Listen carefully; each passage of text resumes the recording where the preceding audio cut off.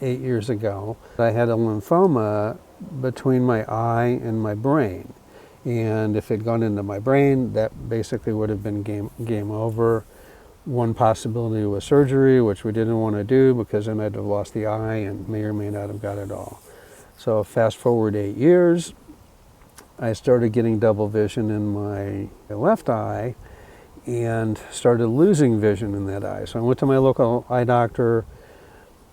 He wasn't sure what was going on and set me up for a specialist like 2 months down the road in a bigger city. So we kind of waited it out, but I kept losing vision. Finally, when it was almost gone, I went to an emergency room and said, this is where I'm at. They called in another local doctor who also didn't know what to do. So they sent me off to a bigger city to see specialists there.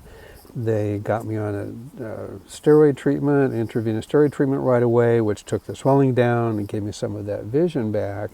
And they did a biopsy. From what I understand now, the challenge was they did the biopsy after the heavy doses of steroids started, so it skewed the results. So the end result of the biopsy, after 3 different pathologists have looked at it, is inconclusive. They don't know what it is. So sitting down with that specialist, he kind of went through where they were at, and I quote, "Your guess is as good as mine as to what's going on," is what he said at the end of that. So time to find another doctor. My appointment with the original specialist I was set up with was coming up. The steroids had kind of taken the inflammation down enough that it was tolerable. So I saw this doctor whose bio frankly looks like 3 people put together. I'm sure you've seen people like that with these bios. You're like, how does one person do all this? He spent nearly 2 hours with me, talked through a lot of stuff. He looked over a lot of stuff. Right now we've downloading all the scans and a whole bunch of other information he didn't have at that time.